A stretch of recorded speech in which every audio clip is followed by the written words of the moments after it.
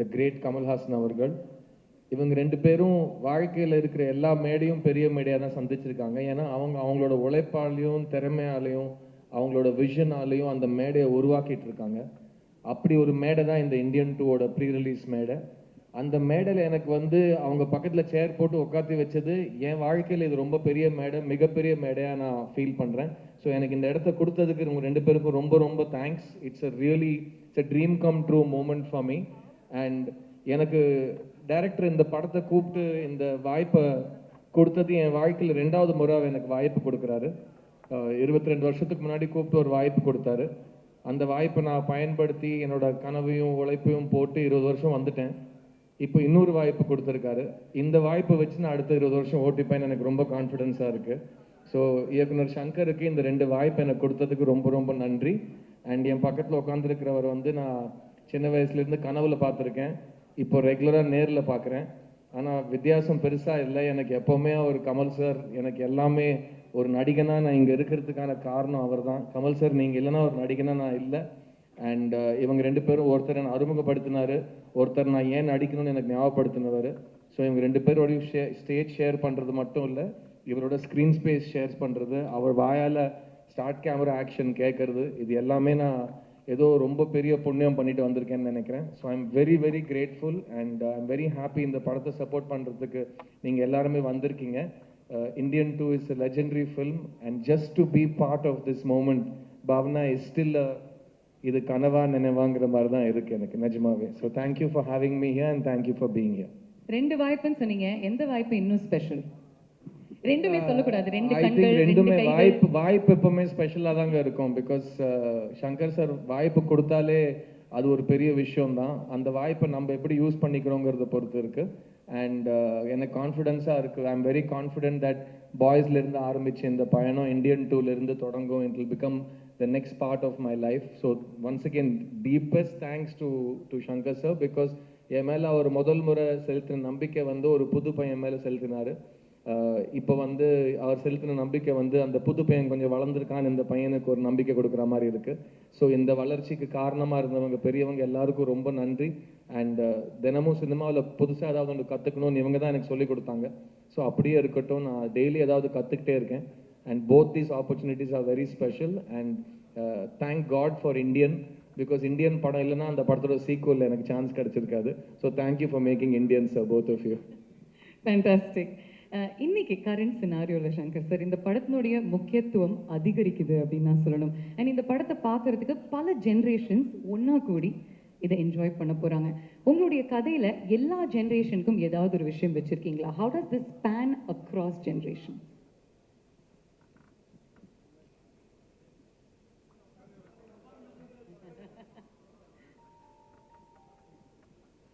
வந்திருக்கும் அனைத்து ஊடக நண்பர்களுக்கும் என்னுடைய வணக்கத்தை தெரிவிச்சுக்கிறேன். முதல்ல இந்த சேனாபதி கதாபாத்திரத்தை உருவாக்குறதுக்கு சாருடைய ஃபோட்டோ, சாருடைய ப்ரொஃபைல் ஃபோட்டோ, அவங்க ஃபாதருடைய ஃப்ரண்டல் ஃபோட்டோ, ப்ரொஃபைல் ஃபோட்டோ, அவங்க பிரதர்ஸ் 2 பிரதர்ஸுடைய ஃப்ரண்டல் ஃபோட்டோ, ப்ரொஃபைல் ஃபோட்டோ, இது எல்லாத்தையும் கொடுத்து அந்த கேரக்டர் எப்படிப்பட்ட கேரக்டர்னு எக்ஸ்பிளைன் பண்ணி ஆர்ட் டைரக்டர் தோட்டா தரணிக்கிட்ட வந்து ஒரு ஸ்கெட்ச் போட்டு தர சொன்னேன். அந்த ஸ்கெட்சை பார்த்தவொன்னே ஒரு சிலிர்ப்பு வந்துச்சு. அந்த ஸ்கெட்சு தான் அந்த லுக்கு இப்போ நீங்கள் படத்தில் பார்க்குறது, ஒரு சிலிர்ப்பு. அதே மாதிரி நாள் ஷூட்டிங் வந்து அந்த இந்தியன் தாத்தா கேரக்டரில் அவர் அந்த சைதாப்பட்ட ஸ்கூலில் வந்து அப்படி வந்து நின்றும் போது ஒரு சிலிர்ப்பு வந்துச்சு உண்மையாகவே.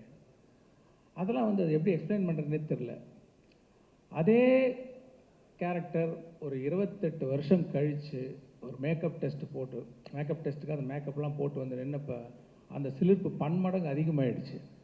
நான் பல மேடையில் சொல்லியிருக்கேன், அந்த ஷூட்டிங் ஸ்பாட்டில் வந்து அவர் உள்ள கமல் சார் இருந்தால் கூட அந்த மேக்கப்பில் வந்து இந்தியன் தாத்தா இருக்கிறார், நம்ம பக்கத்தில் இருக்கிறாருன்ற ஒரு பயம், ஒரு மரியாதை, என்ன வந்து ஒரு நம்ம ஆக்டர் கமல் சார் தான் யோசித்தாலும் அதை மீறி அந்த இந்தியன் தாத்தா தான் அந்த செட்டில் இருக்காருன்ற ஒரு உணர்வு எப்போ பார்த்தாலும் எனக்கு தோணிக்கிட்டே இருக்கும். ஸோ அப்படிப்பட்ட ஒரு ஐகானிக் கேரக்டர் 28 வருஷம் கழித்து பார்க்கும்போது எனக்கு வந்து ரொம்ப சிலிர்ப்பாக இருக்குது. அவருடைய ஒவ்வொரு சீனையும் பார்க்கும்போது ரொம்ப சிலிர்ப்பாக இருக்குது. அதே சிலிர்ப்பு ஆடியன்ஸுக்கும் இருக்கும்னு நம்புகிறேன். நீங்கள் கேட்ட மாதிரி ஒரு கதை, அந்த கதைக்கு என்ன மாதிரியான திரைக்கதை, என்ன மாதிரியான காட்சிகள் வந்து தெரிஞ்சோ தெரியாமலோ எல்லாருக்கும் பிடிக்கிறமான விஷயங்கள் வந்து உள்ளே வந்துடுதுங்கிறது தான் உண்மை. சூப்பர். கமல் சார், இந்த படம் தான் என்னுடைய most difficult and most challenging role till date அப்படின்னு சொல்லியிருக்கீங்க பல இன்டர்வியூஸில். எதனால? ட்ராவல்னாலையா, ப்ராஸ்தட்டிக்ஸ்னாலையா, பல ரோல்ஸ்னாலையா? எல்லா படமுமே வணக்கம் அனைவருக்கும் நன்றி. ஒரு விஷயம்னா உடனே தாவி குதிச்சிடுறது தான் என்னுடைய பழக்கம். ஆனால் நேரம் கட்டுதச்சு. எல்லா பாத்திரங்களுமே ஒவ்வொரு சிக்கல்களை கொண்டு வரும். அதை மீறித்தனம் சக்ஸஸுக்கு போகணும். எது சக்ஸஸ்ன்னு தெரியாது நமக்கு. அந்த இருட்டில் ஒரே வெளிச்சம் வந்து நம்ம மேலே போட்டிருக்கிற லைட்டு தான். மற்றபடி டைரக்டருக்கு எனக்கு எல்லாருக்குமே ஆசை இருக்கும். ஆனால் எந்த திசையை நோக்கி போகிறோங்கிற ஒரு பதட்டம் உள்ளுக்குள்ளே இருக்கத்தான் செய்யும். அதை நீக்குவதற்கு சின்ன சின்ன விஷயங்கள் நடக்கும். ஒரு காட்சி முடியும் போது டைரக்டருக்கு முகத்தில் இருக்கிற புன்னகை, அவர் எந்திரிச்சு ஓடி வந்து கை குலுக்கிற ஒரு சந்தோஷம், அல்லது இப்படியே இருக்கட்டும் சார், இன்னும் ஒன்று அப்படியே பண்ணிடலாம் சார்ன்ற ஒரு ஆர்வம், பக்கத்தில் கூட இருக்கிற நடிகர்கள் நான் நேற்று பார்த்தேன் சார், அந்த டப்பிங் போது பார்த்தேன் சார் அப்படின்னு சொல்கிறது, இவைகள் தான் கொஞ்சம் கொஞ்சமாக light at the end of the டனல்னு சொல்லுவாங்கள்ல. அது அதே மாதிரி அதுக்கு ஆப்போசிட்டாக சில விஷயங்கள் நடக்கும். ஏதாவது புறப்படும் போது தடுக்கல்பாங்க, அந்த மாதிரியும் நிறையா நடந்திருக்கு இந்த படத்தில். அதெல்லாம் பார்க்கும்போது இவ்வளோ கஷ்டப்படுறோமே, இதெல்லாம் போய் சேருமாங்கிற சந்தேகங்கள் வலுக்கும். விபத்துக்கள், கோவிட், கூட நடித்த கலைஞர்கள் வந்து பேசிகிட்டு இருந்தோம், நல்ல ஆரோக்கியமாக பேசிகிட்டு இருந்தோம், சரி நாளைக்கு பார்க்கலாம் அப்படின்னு சொல்லிட்டு போகிறவங்கள பார்க்க முடியாமல் போகிறது, இதெல்லாம் ரொம்ப பயமாக இருந்தது. இவ்வளவு நிகழ்வுகள் ஒரே படத்தில் எனக்கு இதுவரை நடந்ததில்லைன்னு சொன்னால் அது மிகையாகாது. விபத்துக்கள், ஒரு அகால மரணங்கள் என்று பல. இத்தனையும் தாண்டி நாங்கள் இன்றைக்கி எல்லாரும் சந்தோஷமாக மூஞ்சி தூக்கி வச்சுக்காமல் இருக்கோம்னா இதில் நம்ம செஞ்ச வேலைக்கெல்லாம் பயன் கிடைக்க போகிறது என்கிற நம்பிக்கை எங்களுக்கு வந்திருக்கிறது. அது ஒவ்வொரு நாளும் நாங்கள் உறுதிப்படுத்தி நேற்று கூட ஒரு டெக்ஸ்ட் அனுப்பிச்சிருந்தார் இவர், சென்சாரில் எல்லாருக்கும் பிடிச்சிருந்தது சார்ன்னு. அவங்க ஜாஸ்தி பேசவே மாட்டாங்க, ஏன்னா பேச்சு கொடுத்தா அது வேற எதுக்கு வம்பு, இது சொன்னாங்க விட்டுட்டாங்க, கொஞ்சம் கருணையாக அதிகமாக காட்டிட்டாங்க சங்கருக்குன்னு சொல்லிடுவாங்க. அதனால் வழக்கமாக சென்சாரில் இருக்கிறவங்க வணக்கம் அப்படின்ட்டு போயிடுவாங்க, நல்லா இருந்தது சார். ஒரு சில படங்களுக்கு தான் அவங்க வந்து முன் வந்து தங்களுடைய மனிதர்களாக தங்களுடைய உணர்வுகளை சொல்லுவாங்க. அதை தான் நேற்று அவர் அனுப்பிச்சிருந்தார் எனக்கு டெக்ஸ்டான்னு நினைக்கிறேன். இந்த மாதிரி தருணங்கள் இன்னும் நிறைய வரும் என்று நான் நம்புகிறேன். சங்கர் சார், அதை பற்றி சொல்லுங்களேன். அந்த சென்சர் போர்டோட உங்களுக்கு இருந்த அந்த கான்வர்சேஷன் என்ன நடந்துச்சு அப்படின்னு. இல்லை, நான் படம் முடிஞ்சதோடனே கட்ஸ் பற்றி பேசிட்டு வந்துட்டேன். பட் ப்ரொடியூசர்ஸ் போய் பேசியிருக்காங்க. போய் பேசும்போது அவங்களுடைய ஒப்பீனியன் சொல்லியிருக்காங்க, படம் நல்லா வந்திருக்கு அப்படின்ட்டு. ஒரு கட்ஸுக்கு கூட சரி யூஏ கொடுக்குறீங்களே, இது சில விஷயங்கள் வந்து அதை ரிமூவ் பண்ணால் பவர் போயிடுமே, அது யூஏ இருக்குது, அதனால் நீங்கள் அலோவ் பண்ணலாமே அப்படின்னு கேட்டேன். கேட்கும்போது நம்மளுடைய டீமுக்கு அவங்க சொல்லியிருக்காங்க, படம் நல்லா வந்திருக்கு, ஃபேமிலியெல்லாம் உட்காந்து பார்க்க போகிறாங்க, இதுக்கு எதுக்கு இதை கொடுத்துருங்களேன் அப்படின்னு சொன்னாங்க. சரி, நான் கொடுத்துட்டேன். இதுதான் நடந்த விஷயம். ஃபேண்டாஸ்டிக். ஏன்னா எல்லாருமே பார்க்கக்கூடிய படமாக இருக்கணும் அப்படிங்கிற மைண்ட் செட்டோடு தான் நீங்கள் எடுத்திருக்கீங்க. And you work for 6 years to release this baby of yours அப்படிங்கும்போது it's exciting. And Kamal sir, நீங்கள் வந்து இமோஷ்னலி சொன்னீங்க the highs and lows that you experienced. ஆனால் ஒர்க் வைஸ் சேனாபதி அவருடைய கேரக்டரை தாண்டி, இந்த மேக்கப் லுக்கை தாண்டி 6 வெவ்வேறு கதாபாத்திரங்கள் நீங்கள் வந்து ப்ளே பண்ணியிருக்கீங்களா? அதை பற்றி சொல்லுங்கள்.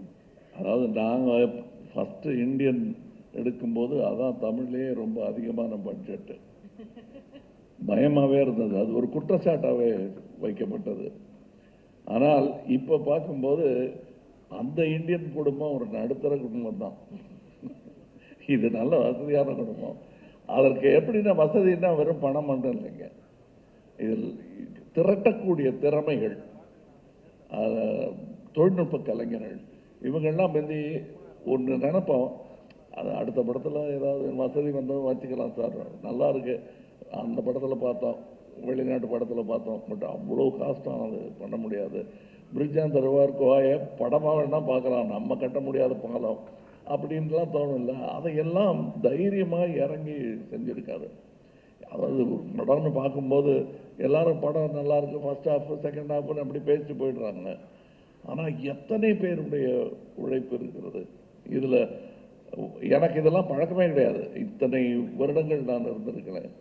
ஒரே படத்தில் இத்தனை கலைஞர்கள் பெருந்தன்மையுடன் ஒத்துழைத்து செய்வது. அதாவது சில கவிஞர்கள் எழுத மாட்டாங்க, நான் எழுதினா எழுதுவேன். இப்போ என் நண்பர் வைரமுத்து இருக்கார், அவர் நான் எழுதுறேன் 7-8 பேரோட நான் எழுத மாட்டேன்னு நடுவில் சொல்லிட்டு இருந்தார். என்ன மாதிரி 1-2 பேருக்கு சலுகைகள் கொடுப்பார் அவர். ஆனால் இதில் ஸ்டண்ட் மாஸ்டர் இல்லையா, வேறு யார் வேறு ஹெட் ஆஃப் த டிபார்ட்மெண்ட் பல பேர் இதில் சேர்ந்து வேலை செஞ்சுருக்காங்க, நடன இயக்குநர்கள். அண்டு அது எனக்கே ரொம்ப சந்தோஷமாக இருந்துச்சு. எனக்கு எப்போவுமே நடிகர்கள் எல்லாம் ஒன்றா சேர்ந்து நடிக்கிறது, திறமையான நட்சத்திரங்கள் ஒன்றாக இணைவது, இதெல்லாம் எதுக்கு வம்பு? இது ஒரு நட்சத்திரமே கஷ்டம், இன்னும் இது வேற ரொம்ப ஜாஸ்தி இழுத்து விட்டுக்கக்கூடாதுன்னு ப்ரொடியூசர்ஸ் நினைப்பது உண்டு. அதற்கு மாறாக இதில் எல்லா நட்சத்திரங்களும் மிக சந்தோஷத்துடன், ஏன்னா என் கூட இருந்தாங்க, அவங்க பேசினது விவேக்கெல்லாம் சொன்னது எதிரொலிச்சுக்கிட்டே இருக்கு எனக்கு. நெடுமுடி வேணும் போன்ற திறமைகள், இவர் சித்தார்த்த போன்றவர்கள், இவங்கெல்லாம் காட்டின அந்த உற்சாகம் இருக்கிறது இல்லை, கொஞ்சம் நமக்கே சந்தேகம் வரும். இவ்வளோ சந்தோஷப்படுறாங்களே, அது நிஜமாவா அப்படின்னு நான் கேட்டிருக்கேன் அவர்கிட்ட. அவங்க மூஞ்சியில் அடித்த மாதிரி கையில் சத்தியம் பண்ணி சொல்லிட்டாங்க அவங்க. அதனால் நான் நம்புகிறேன், இவங்களையெல்லாமும் நான் நம்புகிறேன். இதில் இருந்த சின்ன சின்ன சின்ன டெக்னீஷியன், அசிஸ்டன்ட் டைரக்டர், இப்போ கூட நான் மேடைக்கு வந்தபோது முதல் தடவையாக ஒரே வாட்டி ட்ரெஸ்ஸை பார்த்து ஓகே சொன்னது இதுதான். இந்த ட்ரெஸ் நான் போட்டிருந்தேன் டைரக்டர் சார், அப்படியே ப்ரமோஷன்ஸ்ல கூட வேற மாத்த சொல்லுவாரு. நல்லா இருக்கு சார், இல்லைன்னா அப்படி சுற்றி சுற்றி நடப்பார். அந்த நூலால தான் சார் துணி போடணும், இல்லை இல்லை திருப்பி தள்ளி போய் நிற்பார், திருப்பி கிட்ட வருவார். அது அவர் முடிவு பண்ணுறதுக்குள்ள அது ஒரு சின்ன சேஞ்சாக இருந்தாலும் அதை சரி இது பண்ணிக்கலாம், எதுக்கும் இன்னொரு வாட்டி நான் யோசிச்சுட்டு சொல்கிறேன்னு அவ்வளோ யோசிக்கிறவர். ஸோ ஒரு துணி, ஒரு நூல், ஒரு பெல்ட், தாத்தாவுடைய கத்தி, அதை வைக்கிறதுக்கான இது, அது பெட்டி, பேனா, இதையெல்லாம் நாங்கள் தீவிரமாக டிஸ்கஸ் பண்ணுறோன்னா நம்ப மாட்டாங்க.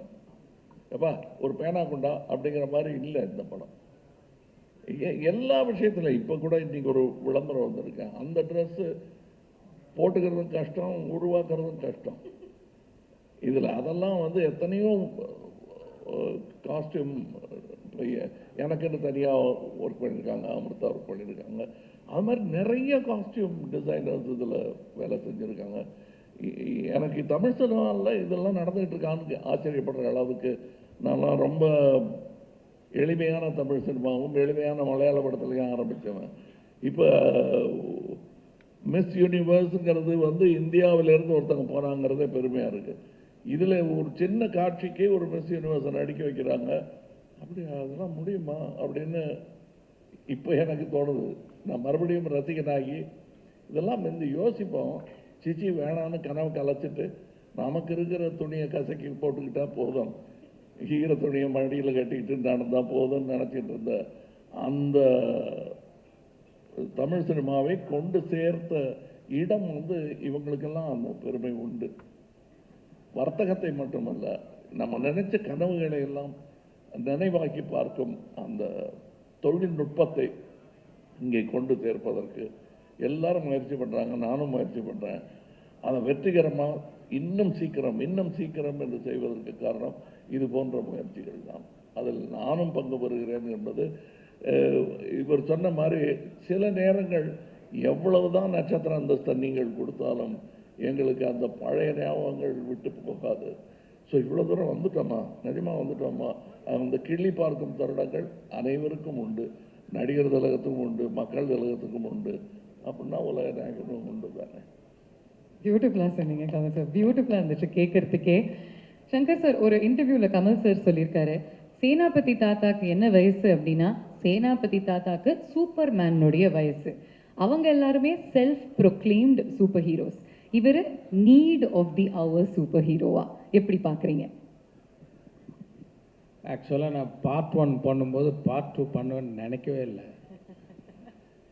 சரி, ஒரு இன்வெஸ்டிகேஷனில் ஒரு மானிட்டரில் வந்து அவரை பற்றின டீட்டெயில்ஸ் வந்து போலீஸ் டிபார்ட்மெண்ட் வந்து ஸ்டடி பண்ணுறாங்கன்னும் போது அது ஒரு பிறந்த தேதி போட வேண்டிய ஒரு இதில் ஒரு டேட்டு போட்டோம், இண்டிபெண்டன்ஸ்லாம் கால்குலேட் பண்ணி. ஆனால் இப்போ வந்து ரெண்டாவது பார்ட் எடுக்கும்போது இவ்வளோ வருஷம் கழித்து எடுப்பேன்னு எனக்கு தெரியாது. இப்போ வரும்போது இப்போ என்ன ஏஜ் அப்படின்ற மாதிரிலாம் ஒரு நிறைய கேள்விகள் வருது. நான் எப்படி பார்க்குறேன்னா வந்து இப்போது சைனாவில் பார்த்தீங்கன்னா லூசி ஜியான்னு ஒரு கிராண்ட் மாஸ்டர் இருக்கார் மார்ஷியல் ஆர்ட்ஸ். அவருக்கு 118 வயசு. அவர் வந்து இப்போ சமீபத்தில் இறந்துட்டார். அவர் அந்த ஏஜில் கூட வந்து பறந்து அடிக்கக்கூடிய ஒரு கிராண்ட் மாஸ்டராக இருந்தார். அதே மாதிரி தான் இந்த கேரக்டரும் நம்ம சேனாபதியும் வந்து இஸ் அ கிராண்ட் மாஸ்டர், வர்மக்கலையில் ஒரு கிராண்ட் மாஸ்டர். இப்போ இவங்களுக்கெல்லாம் ஒரு பொதுவாக ஒரு குவாலிட்டி என்ன இருக்கும்னா டிசிப்ளின், அப்புறம் ஹேபிட்ஸ். அதாவது மெயினாக வந்து நம்ம கல்ச்சர் பார்த்திங்கன்னா இந்த தியானம், யோகா இதெல்லாம் பண்ணக்கூடிய கேரக்டர். ஃபுட் ஹேபிட்ஸு, அதாவது ஒரு வேளை தான் சாப்பிடுவாங்க. இந்த மாதிரி கட்டுப்பாடோடு இருக்கக்கூடிய ஒரு மார்ஷியல் ஆர்ட்ஸ் கிராண்ட் மாஸ்டருக்கு வந்து வயசு ஒரு பொருட்டே கிடையாது. அவங்க அந்த ஏஜில் இருந்தால் கூட அவங்க ஆக்டிவாக இருப்பாங்க. இப்போ பார்த்தீங்கன்னா இப்போ வந்து சூப்பர்மேனுக்கு ஏஜ் கிடையாது. இப்போ அதே பார்த்தீங்கன்னா இப்போ அயன் ஃப்ளெமிங்கோடைய புக்கில் வர அந்த பாண்டு கேரக்டர் இப்போ கால்குலேட் பண்ணி பார்த்தீங்கன்னா 102 வயசு. நம்ம அப்படியே பார்க்குறோம் பாண்டு, அவர் நம்ம ரசிக்கணும், அந்த மாதிரி தான் நான் பார்க்கணுன்னு நான் விரும்புகிறேன். ஏன்னா வந்து சேனாபதி கேரக்டர் வந்து நம்ம ஒவ்வொருத்தர் மனசுக்குள்ளேயும் இருக்கிற ஒரு கோபம், ஆதங்கத்தினுடைய வெளிப்பாடு தான். அவங்க எல்லாருடைய மனசுலையும் இருக்கக்கூடிய கோபம், ஆதங்கத்தோட வெளிப்பாடு தான் அந்த சேனாபதி கேரக்டர். ஸோ அந்த கேரக்டர் எப்போவுமே ஒரு பவர்ஃபுல்லாக இருக்கிறது தான் எல்லோரும் விரும்புவாங்க. நானும் அதான் விரும்புகிறேன். கொஞ்சம் நான் எல்லா பக்கமும் யோசிப்பேன், சரி இந்த ஏஜுக்காக என்ன பண்ணலாம் அப்படின்ட்டு கொஞ்சம் டிசைன்லாம் பண்ணி பார்த்தேன். கொஞ்சம் வழுக்க வச்சு, முடியெல்லாம் கொட்டி போய், இன்னும் கொஞ்சம் சுருக்கெல்லாம் வச்சு பார்க்க என்னாலே பார்க்க முடியல. எப்படி எதுக்கு இப்படி பார்க்கணும், அது ஒரு சூப்பர்மேன் கேரக்டர் மாதிரி தானே அப்படின்னு சொல்லிட்டு தான் இந்த இந்த இந்த லுக்கில் இந்த படத்தில் காமிக்கிறோம். இதில் ஒரு பெரிய அட்வான்ஸ்மெண்ட் என்னென்னா, பார்ட் 1 பண்ணும்போது அப்போ வந்து ப்ராஸ்தட்டிக்ஸ் வந்து அன்னைக்கு இருக்கிற ஸ்டேஜில் வந்து கொஞ்சம் திக்னஸ் ஜாஸ்தி. ரொம்ப கஷ்டம் சாருக்கு, இப்போவும் கஷ்டம்தான், அது ரொம்ப கஷ்டம். ஏன்னா அந்த திக்னஸ்க்கு வந்து நீங்கள் சாதாரணமாக நடிச்சிங்கன்னா வெளியில் வராது. அதை கண்ணாடியில் பார்த்து எத்தனை மடங்கு நடித்தா இந்த ஸ்மைல் வர்றதுக்கு எவ்வளோ பம்ப் பண்ணணும், எவ்வளோ ப்ரெஷர் போடணுன்றது கண்ணாடியை பார்த்து ஒவ்வொரு ஷாட்டுக்கு முன்னாடி சார் நடித்தாங்க. இப்போ வந்து இன்னும் கொஞ்சம் மெல்லிஸ் ஆகிடுச்சு ப்ராஸ்தட்டிக்ஸ். அப்படின்னும் போது நான் சொன்னது என்னென்னா, அப்போ வந்து பேக் அண்ட் ஃபோர்த் போகிறதுக்கு வசதி இல்லை. நல்லாவே ஸ்பெண்ட் பண்ணார். இருந்தாலும் அமெரிக்காவுக்கு போயிட்டு ஒரு டெஸ்ட் ஒன்று பண்ணிவிட்டு அப்புறம் இன்னும் கொஞ்சம் ஃபைன் டியூன் பண்ணுறதுலாம் அந்த ஃபெசிலிட்டிலாம் அப்போ இல்லை. இப்போ வந்து நான் என்ன சொன்னேன்னா, போன படத்தில் வந்து ஃபஸ்ட்டு பார்க்கும்போது யாருக்கும் அது கமல் சார் மாதிரி இல்லையே, இல்லை கமல் சார் மாதிரி இருக்கே அப்படின்னு ஒரு ஒரு டிஸ்கஷன் போச்சு. இந்த வாட்டி நான் சொன்னது லெகசி எஃபெக்ட்ஸ்ன்றவங்க தான் இந்த மேக்கப் டிசைன் பண்ணாங்க. அவங்கக்கிட்ட நான் சொன்னது, இந்த வாட்டி ஐ வாண்ட் டு see அவர் ஆக்டர் மோர். ஏன்னா ப்ராஸ்தட்டிக்ஸில் வந்து நம்ம ஆக்டரோடைய முகம் வந்து அந்த திக்னஸில் போயிடக்கூடாது, அந்த ஆடியன்ஸுக்கு வந்து அந்த ஆக்டரை பார்க்கணும் அப்படின்னும் போது அவங்க கரெக்டாக வந்து இந்த வாட்டி பார்ட் 1ஓட பார்ட் 2ல் நீங்கள் வந்து கமல் சாரோடைய முகத்தையும் அந்த கேரக்டரில் இன்னும் நல்லா பார்க்கலாம். அதுதான் வந்து அதோடைய speciality. Okay, thank you sir, thank you sir. நேயர் விருப்பம் எல்லாருமே என்ன கேட்க ஆசைப்படுறாங்க அப்படின்னா, நீங்கள் 6 டிஃப்ரெண்ட் லுக்ஸில் வரீங்க இல்லையா கமல் சார், அதையும் தாண்டி டிஃப்ரெண்ட் டயலெக்ட்ஸில் பேசியிருக்கீங்க. 22 ஸ்டேட்ஸில் போய் ஷூட் பண்ணியிருக்காங்க இந்தியன் 2 and 3. அண்ட் அது மட்டும் இல்லாமல் ஒவ்வொரு ஸ்டேட்னுடைய சிறப்பு அம்சங்களையும் நீங்கள் எடுத்துகிட்டு வரீங்க த்ரூ யோர் டயலெக்ட்ஸ். அதை பற்றி சொல்லுங்கள். இப்படியே மெதுவாக கதையை சொல்ல வச்சிருவீங்க பொருளுக்கு.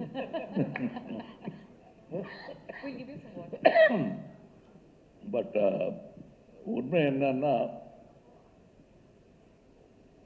முதல்ல இந்த படத்தை பார்க்க போகிறவங்க சாதாரண ரசிகர்கள், நானும் அதான் வச்சுங்களேன். இப்போ என்ன செய்ய போகிறாங்க, இப்போ இது எனக்கு பதிலாக இன்னொரு நடிகரை வச்சே ஒரு இந்தியன் 2 பண்ணுறாருன்னு வச்சுக்கோங்க, அவரோட தம்பி வந்துட்டாருங்க அப்படின்னு பண்ணுறாருன்னு வச்சுக்க. நான் என்ன வழக்கமாக சொல்லுவேன்னா, அது வயிற்றுச்சல் கூட கிடையாது. அதான் பார்த்துட்டோமே என்ன இருக்கு அப்படின்னு. பழம்புளிக்கம்ங்கிற ஒன்று இருக்கும். இன்னொன்று என்ன சொல்லுவாங்க, தாத்தா வருவார், அந்த உரமம் குத்துவார், அவ்வளோதானே. அதான் பார்த்துட்டோமேங்கிறது தான். அது கடும் விமர்சனம் அதான் வைப்பாங்க ஃபஸ்ட்டு. எல்லா வெற்றிக்கும் முன்னாடியும் அது ஒன்று. தெரியுமே, சங்கர் படம்னா நிறைய பாட்டு, பிரம்மாண்டம் அவ்வளோதானே. என்ன பிரம்மாண்டம் அவ்வளோதானே. அதை எப்படி நம்ம போய் அவங்க கூட வாதாடுறது? அதுக்கெல்லாம் ஒரே பதில், நாம் திரைக்கதை அமைக்கும் விதம்தான். இந்த கேள்வியெல்லாம் அவங்களே பதில் சொல்லி அவங்களே ஒத்துக்கிட்டு சாரி சொல்லாமல் எங்களை பாராட்டி விட்டு வெளியே போகணும். அதற்கான முன்னேற்பாடை அவர் பண்ணாருங்கிறது தெரிஞ்சதுனால தான் நான் படமே ஒத்துக்கிட்டேன். ஏன்னா இதே கேள்வியோட தானே நான் அவர்கிட்ட போயிருப்பேன். 2வது செய்யலாங்கும்போது அதான் பண்ணிட்டோம் சார்ங்கிறது தான் மனசில் மூடிக்கிட்டு இருக்கோம். இருந்தாலும் கௌரவம் மரியாதை காரணமாக சொல்லுங்க சார், என்ன அதே தான் இருக்கும் அப்படின்னு நினச்சிட்டு இருக்கும்போது சில வியப்புகளை ஒரு கதாசிரியனாக, ஒரு நடிகனாக எனக்குள் அவரால் ஏற்படுத்த முடிந்தது. அதெல்லாம் இதில் இருக்குது. லாங்குவேஜ் பேசுறது, அதான் நீங்கள் பேசியிருக்கீங்களா அப்படின்ட்டா முடிஞ்சு போச்சு. நீங்கள் ஏக்துச்சிக்கல்லையில் பேசியிருக்கீங்க, மரச்சரித்திரால வட்டார வழக்கு பேசுவீங்க, பெருமாண்டியில் பேசியிருக்கீங்க, அதெல்லாம் பார்த்துட்டோமே அப்படின்ட்டா எல்லாம் பார்த்துட்ட மாதிரி ஒரு ஃபீலிங் இருக்கும். The way he has brought about it, இந்த படத்துக்கும் அதற்கும் என்ன, இது சும்மா பல்வேறு ட்ரெஸ்ஸில் நிற்கிற ஒரு அலங்கார பொருளாக இல்லாமல் ஒரு காரணத்தோட அதில் வச்சுருக்காரு. அது கொஞ்சம் கஷ்டமான விஷயந்தான். அதுவும் என்ன பண்ணிட்டாருன்னா, இவர் அந்த மாதிரி வித்தியாசமான மொழிகள் வர்ற நேரத்தில் வசதியாக, நடிகனுக்கு வசதியாக ஷாட் வைக்கல. அவர் கதைக்கு வசதியான ஷாட்டு தான் வச்சார். அவர் நடிகனுக்கு என்னென்னலாம் இடைஞ்சல் உண்டோ, மூஞ்சியில் பிளாஸ்டர் ஒட்டி, ட்ரெஸ்ஸும் போட்டு, லைட்டு நிறையா போட்டு, ஏசிலாம் பண்ணாங்க. பட் அதுக்கெல்லாம் சில ஷூட்டிங் கேன்சல் பண்ண வேண்டியதாக இருந்தது. உள்ளெல்லாம் எறும்பு விடுற மாதிரி இருந்தது சார், ரொம்ப முடியல அப்படின்னு சொல்லி அரை மனதோடு என்னை விட்டாங்க. 3 நாள் தான் மறுபடியும் வேலை செய்ய முடியல. இதையெல்லாம் கடந்து எனக்கு இப்போ இந்த காட்சி அமைப்பு சொல்லிட்டு இருந்தேன், வேற்று மொழியில் பேசணும், அதை நீளமான இதில் ஒரே ஷாட்டில் பேசணும், கரெக்டாக இருக்கணும், பல்வேறு ஆக்ஷன்ஸை அதில் சேர்த்து வச்சுருப்பார். இதெல்லாம் நீங்கள் படம் பார்க்கும்போது கிடைக்கிற சந்தோஷம் தனி. செட்டில் இருந்தவங்களே அதை ரசித்தாங்க. இன்னும் சொல்ல போனால் இவரே ரசித்தார். அதுதான் எனக்கு ஃபஸ்ட்டு ஆடியன்ஸ் ரியாக்ஷன். அதெல்லாம் இருக்குது படத்தில். பட் அது ரொம்ப விளாவரியாக இப்போ நடிச்சு காட்டுன்னு சொல்லி மிமிக்ரி மாதிரி பண்ணி அதை கெடுத்துடக்கூடாது. டெஃபினட்டாக இல்லை, நீங்கள் இவ்வளோ இன்டெப்த் சொல்லும் பொழுது, அந்த காட்சிகள் நாங்கள் பார்க்கும் பொழுது உங்களுடைய வார்த்தைகள் எங்களுடைய காதில் ஒலிக்கும். We'll remember these words. அதனால் இது சூப்பர்ஃபிஷியலாக பார்க்க மாட்டாங்க யாருமே. தே நோ எவ்வளோ டெப்த்தோடு நீங்கள் ஒவ்வொரு விஷயத்தையும் யோசிச்சு பண்ணியிருக்கீங்க, எவ்வளோ ஹார்ட் ஒர்க்கோடன்னு. இல்லை, ரசிகர்களுடைய கருணைக்கு அளவே கிடையாது. அவங்களுக்கு பிடிச்சி போச்சுன்னா எங்களுடைய ஒரு சில பிழைகளை மன்னிச்சுட்டு நல்லா பண்ணியிருக்காரு அப்படின்றத வழக்கமான ஒரு வார்த்தை, குழந்தைய கொஞ்சிற மாதிரி கொஞ்சிடுவாங்க. அப்படித்தான் என்ன 60-65 வருஷமாக கொஞ்சிக்கிட்டு இருக்காங்க. அதுக்கு என்றென்றும் நன்றி கடன் பட்டவன். ஏன்னா நான் பண்ண எல்லாமே பர்ஃபெக்டாக பண்ணிட்டேன். நான் உலக சினிமாக்களை நான் பார்த்துக்கிட்டு இருக்கேன். என்னை விட சிறப்பாக நான் செய்த காட்சிகளை வேறு உருவத்தில் அவர்கள் செய்யும்போது அட்டே இப்படி பண்ணியிருக்கலாமேன்னு யோசிக்க வைக்கக்கூடிய இளைஞர்கள் நிறைய பேர் இன்னைக்கு வந்துட்டாங்க. அதுக்கு நடுவில் என்னை அன்பின் காரணமாக மட்டுமே தோளில் தூக்கி வைத்திருக்கிறார்கள் என்ற சந்தேகம் எனக்கு ரொம்ப நாள் உண்டு. சூப்பர். சங்கர் சார், இவ்வளோ வருஷமாக நீங்கள் இந்த ப்ராஜெக்ட்டுக்கு ஒர்க் பண்ணியிருக்கீங்க, வெவ்வேறு இடங்களுக்கு போயிருக்கீங்க, டஃப் கண்டிஷன்ஸில் ஒர்க் பண்ணியிருக்கீங்க. கண்டிப்பாக ஒரு ப்ரொடியூசர்னுடைய சப்போர்ட் ரொம்பவே முக்கியமாக இருந்திருக்கும். a few words on சுபாஷ் கரன் அவர்கள். அதான் இந்த படம் முதல்ல வேற ஒரு ப்ரொடியூசருக்கு பண்ணுறதா இருந்தது. அப்போது அது கேள்விப்பட்டு ஒரு சிறந்த நண்பராக பழகுவார். அவர் கேள்விப்பட்டு, என்ன நீங்கள் எனக்கு ரொம்ப பிடிச்ச படம் இந்த இந்தியன், இது நீங்கள் வெளியிலலாம் பண்ணக்கூடாது, எனக்கு தான் பண்ணணும் அப்படின்னு ஒரு அன்பு கட்டளை மாதிரி, இது நான் தான் பண்ணுவேன், ப்ரொடியூஸ் பண்ணுவேன் அப்படின்னு சொல்லி விரும்பி கேட்டு, அப்புறம் நான் அந்த ப்ரொடியூசர் அவங்கள்ட்ட பேசி, அப்புறம் அந்த படத்தை இப்போது ஒரு சுபாஷ் தயாரிக்க நம்ம படம் எடுத்திருக்கோம் இந்தியன். இதில் சொன்ன மாதிரி இப்போது சொன்ன விஷயங்கள் இதெல்லாம் கற்பனை பண்ணிட்டாலும் அதை அந்த கற்பனையை நிஜமாக்கிறதுக்கு, நிஜமாக ஒரு காட்சியாக பார்க்குறதுக்கு அதுக்கு உண்டான செட்டு, அதுக்கு உண்டான மேக்கப்பு, அதுக்கு உண்டான லொக்கேஷன், அதே மாதிரி பொலிவியா போகிறதுக்கு ரொம்ப it's not an easy task. Like Bolivia போய் அந்த சாங்கை ஷூட் பண்ணுறதெல்லாம் தைவானில் ஷூட் பண்ணியிருக்கோம். இந்த மாதிரி இந்த கதைக்கு என்னென்ன தேவையோ அது எல்லாத்தையும் வந்து அவர் ப்ரொவைட் பண்ணலைன்னா இப்போ நான் இமேஜின் பண்ணதை அப்படியே ஸ்க்ரீனில் வந்து ட்ரான்ஸ்லேட் பண்ண முடியாது. I have to thank Subash sir for producing this film. ஃபன்னான ஒரு கேள்வி. இந்தியன் டூனுடைய டேக்லைனே ஜீரோ டாலரன்ஸ். செட்டில் சங்கர் சருக்கும் கமல் சருக்கும் எந்த விஷயத்தில் ஜீரோ டாலரன்ஸ்? எங்களுக்கு ஜீரோ டாலரன்ஸ் ஃபார் தரக்குறைவு.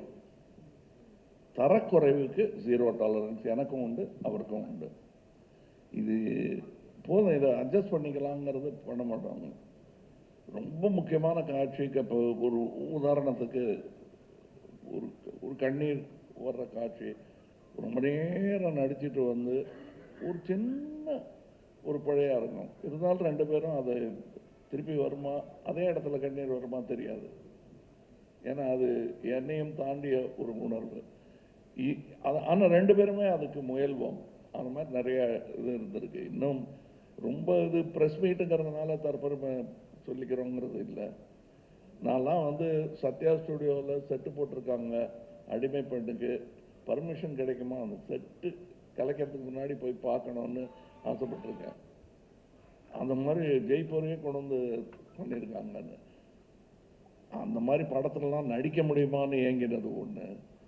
கிட்டத்தட்ட அதை விட பிரம்மாண்டமான செட்டில் எனக்காக என் படத்துக்காக போடுறாங்கங்கும்போது எனக்கு நான் முதல் நாள் அந்த செட்டுக்கு போகும்போது அனுபவிக்க முடியாதபடி மூஞ்சியெல்லாம் மேக்கப் போட்டு அரிக்குது, நீளமான டயலாக், இப்படி அதை அனுபவிக்க முடியாமல் பண்ணிட்டார் அவர்.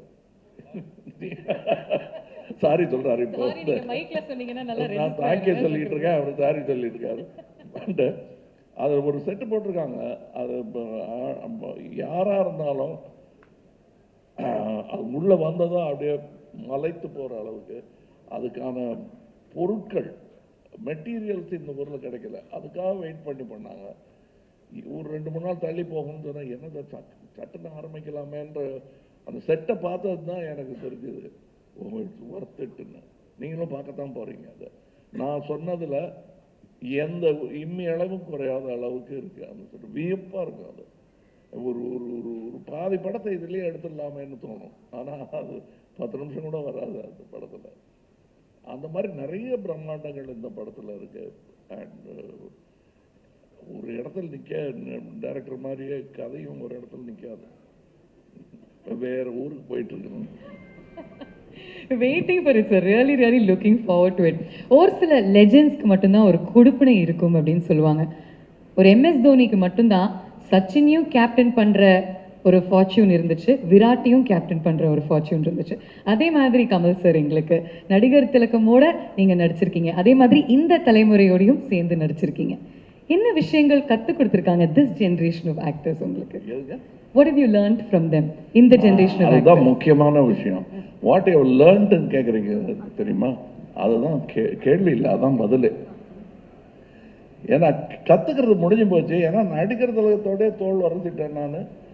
அவர் என் தோளில் கை போட்டிருக்காரு, நான் அவரை கட்டி பிடிச்சிருக்கேன். அப்புறம் என்னையா வேணுங்கிறது வந்து கற்றல் கிடையாது. கற்றது புரியாமல் இருத்தல் தான் அது. இன்னும் தொடர வேண்டும் அப்படிங்கிறது வந்து இந்த 2ஆம் தலைமுறை 3ஆம் தலைமுறை எத்தனை தலைமுறை இருக்கோ அவங்களெல்லாம் என்னை விட அதிகமாக கனவு காண்பவர்கள். இந்த தருணத்தில் எனக்கு தான் நட்சத்திர அந்தஸ்து வந்துருச்சு. அதனால கொஞ்சம் என்னப்பா வண்டி லேட்டு, இதுதான் இந்த பந்தாக்கள் தான் பண்ணிட்டு இருக்கோம். ஆனால் எது வேணா நான் பஸ்லையாவது ஏறி வந்துடுறேன் சார், நாளைக்கு இந்த ஷூட்டிங் இருக்குங்களா அப்படின்னு கேட்டேன். அந்த ஆர்வம் நட்சத்திரங்களுக்கு குறையும். அது குறையக்கூடாதுன்னு நினைக்கிறவன் நான். அதை ஃபஸ்ட்டு கற்றுக்கணும். நான் வந்து நடிகர் திலகம் அவர்கள் தேவரமன் படத்துக்கு தப்பி தவறி 7 மணி கால் ஷீட்னு சொல்லிடாதீங்க அந்த மனுஷர்கிட்ட அப்படின்னு கெஞ்சுவேன் நான். 7 மணி கால் ஷீட் சொல்லிட்டா நல்ல சலவை செஞ்சு கஞ்சி போட்ட சட்டையோட ஃபுல் கெட்டப்போட 6:45 சேர் போட்டு வந்து உட்காந்துருவார். இப்போ தான் ஆணி அடிச்சுட்டு இருப்பாங்க.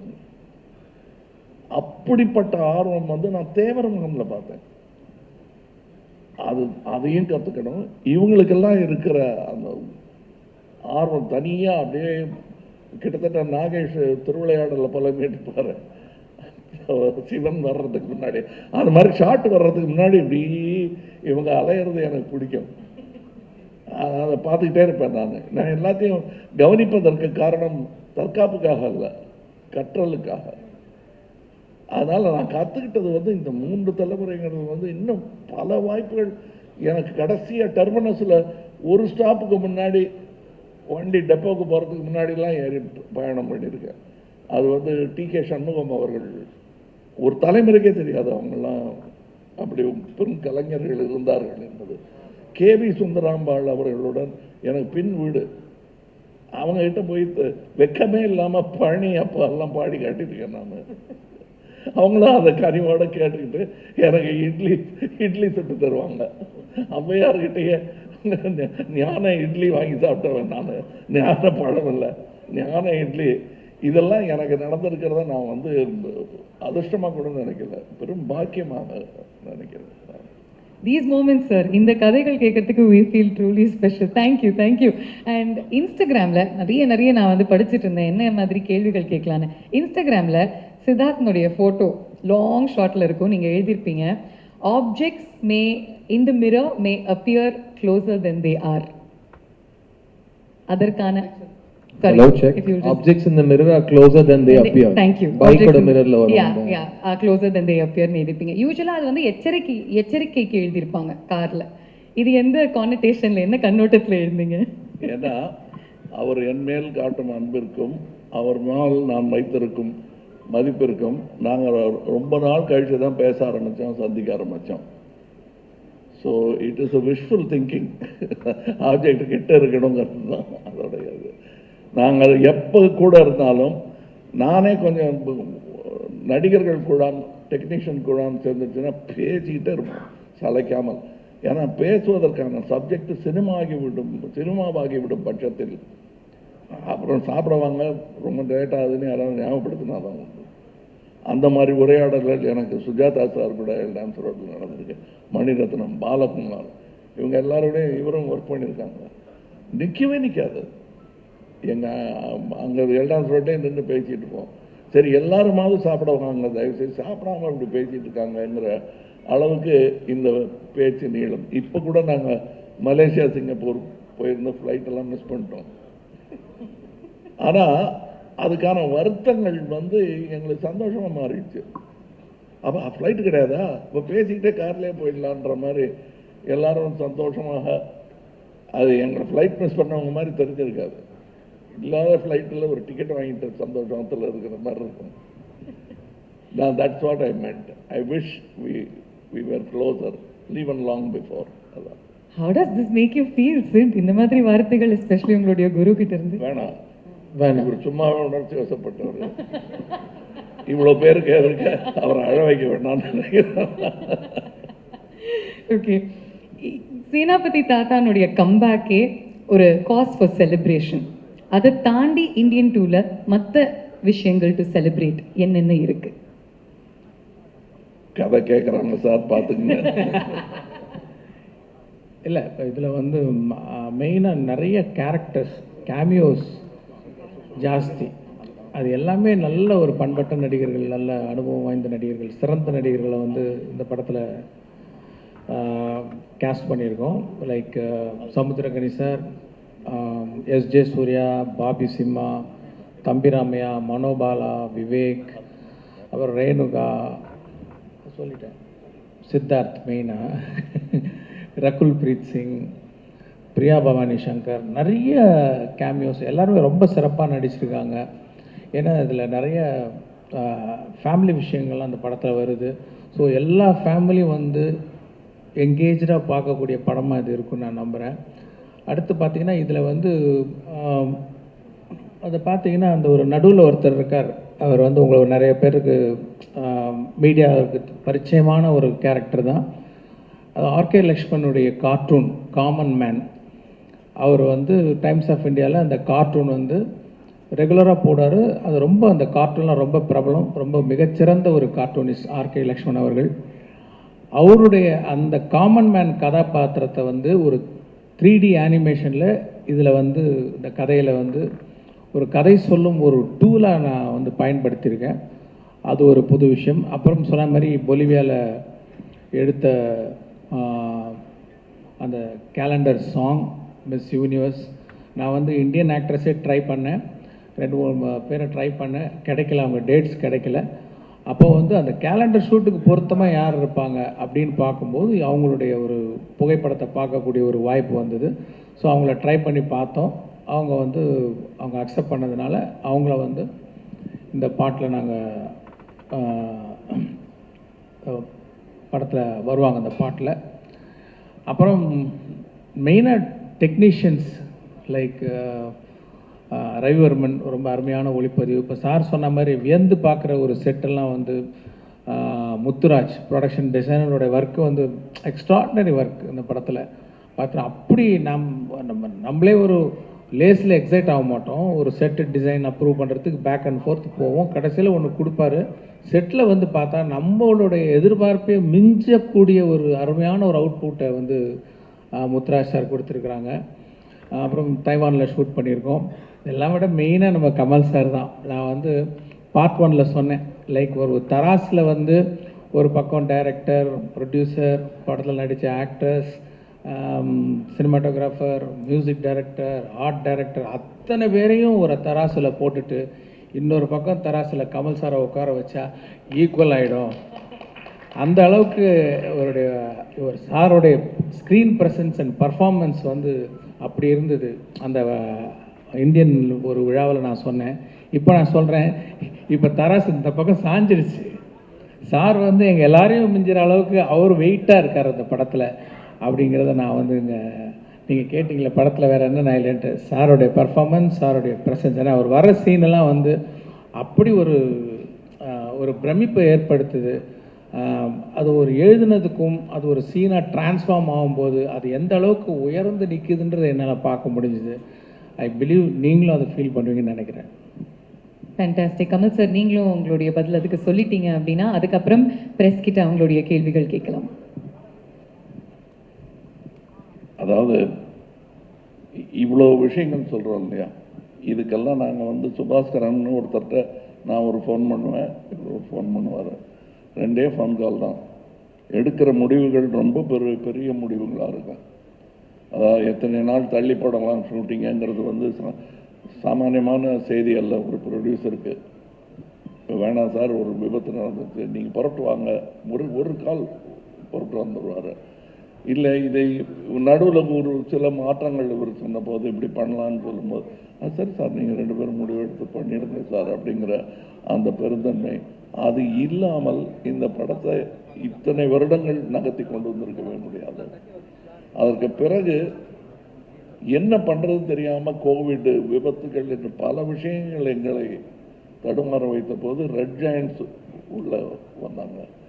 இதெல்லாம் தான் அப்படி ஒரு 3 முக்கிய கால்களை வைத்து நிற்கும் முக்காலி. அது சொல்லியே ஆகணும். இங்கே அது போக டெக்னீஷியன்ஸ் பேரை எல்லாம் சொல்ல முடியாத அளவுக்கு அத்தனை பேர் வேலை பார்த்துருக்காங்க. இந்த இதில் போட்டிருக்கு இல்லையா, அதுவே கம்மி. அது நம்பர் ஆஃப் நேம்ஸ் முந்தியெல்லாம் 4-5 பேர் தான் போடுவாங்க. அதோட பங்கு முடிஞ்சிடும். ஆனால் இதில் எத்தனையோ பேர் வேலை செஞ்சுருக்காங்க. நான் சொன்னது சும்மா ஒரு பானை சோற்றுக்கு பதம் தான். ப்ரொடக்ஷன் டிபார்ட்மெண்ட்டில் வேலை பார்த்துருக்கிற ப்ரொடக்ஷன் மேனேஜர்ஸ், அதுவும் சாமானியமான வேலை இல்லை, அவங்களுக்கு கொடுக்கப்பட்ட வேலைகள்லாம்.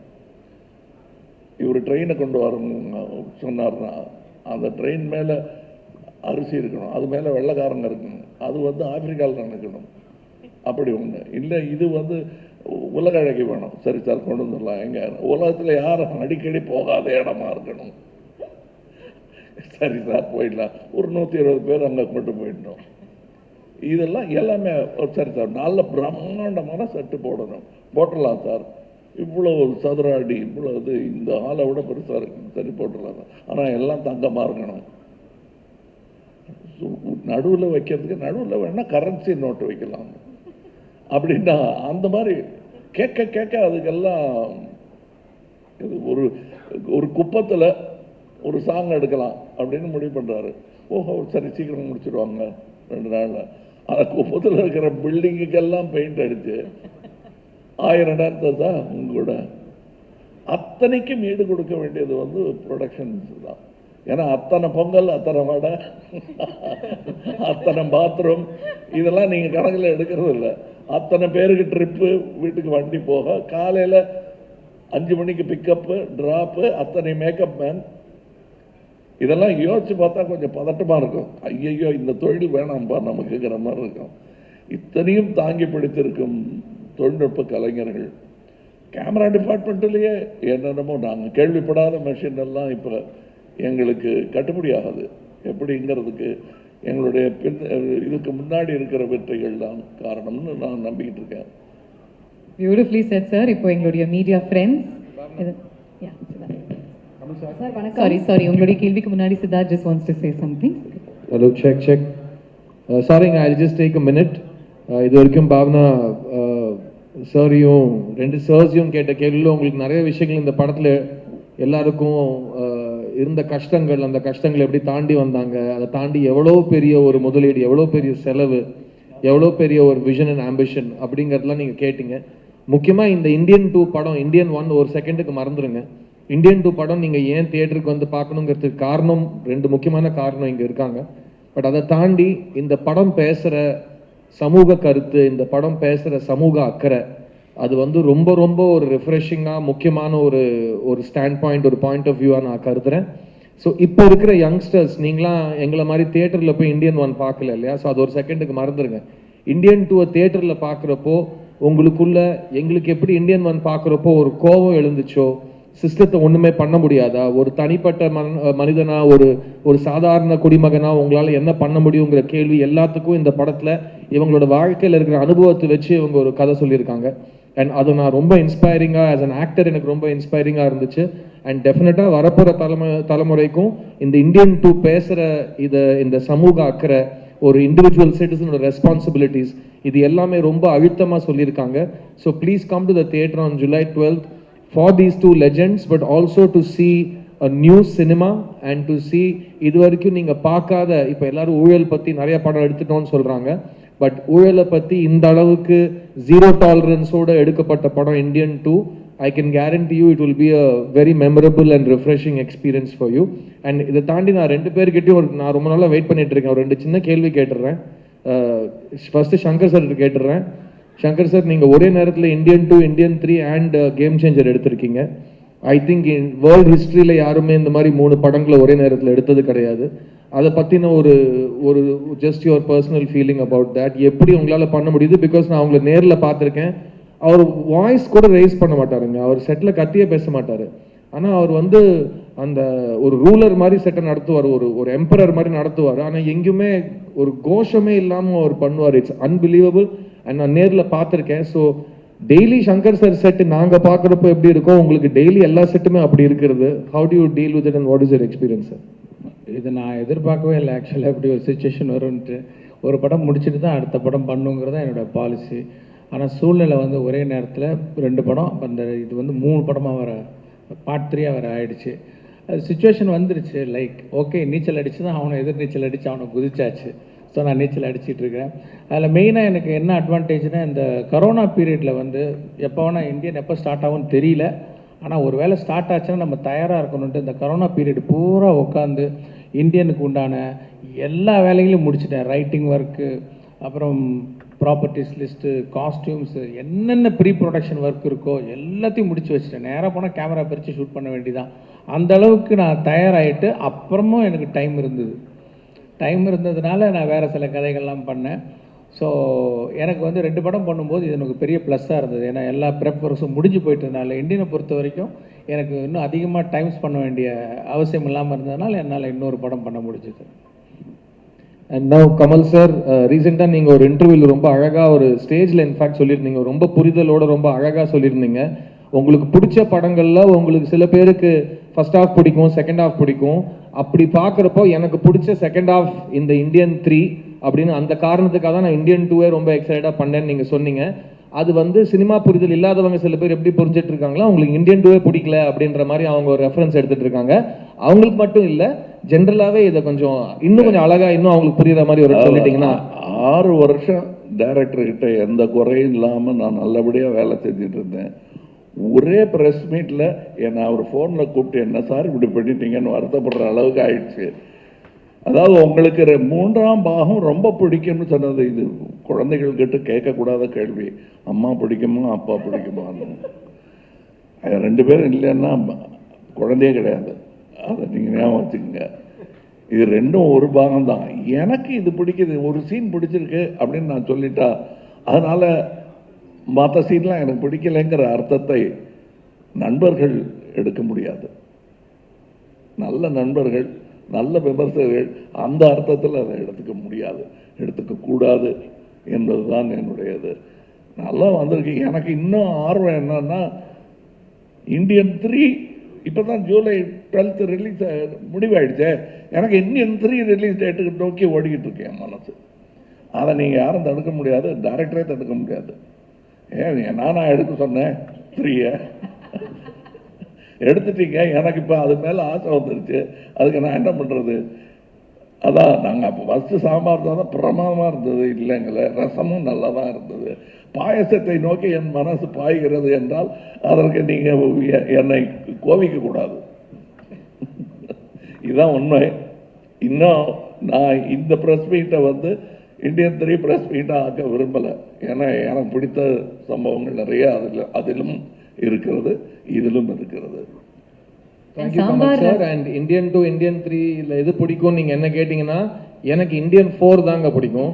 ஏன்னா இந்த பாயசத்தை ஆல்ரெடி எனக்கு ருசி காமிச்சிட்டாங்க, கொடுத்துட்டாங்க.